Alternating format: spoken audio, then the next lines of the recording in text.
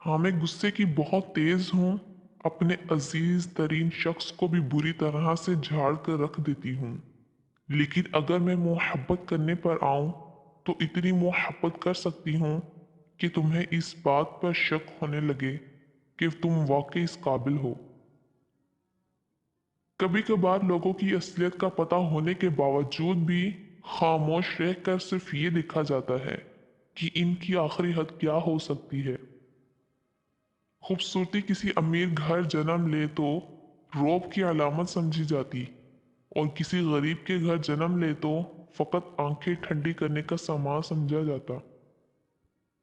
और फिर इंसान पर ऐसे दिन भी आते हैं कि जिनमें महज सांस लेना भी बहादुरी होती है।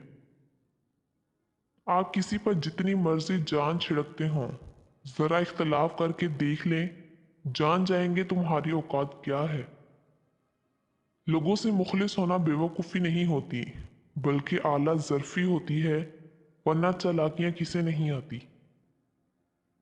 अगर ज़िंदगी के कड़े वक्तों में तुम्हारी मुस्कुराहट की हल्की सी झलक भी ना देख पाती, तो ये एहसास तक ना होता कि गम किसे कहते हैं।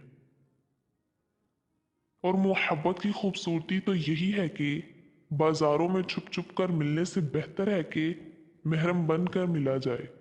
रोज तस्वीर मांगने के बजाय महरम बनकर अपने आंगन में दिखा जाए। मनपसंद मर्द को अपनी तरफ मुतवज्जा करना है, उसके दिल में मोहब्बत जगानी है तो सिर्फ एक अमल कर लो, उसे जो चीज़ पसंद हो वो उसे तोहफे में भेजो।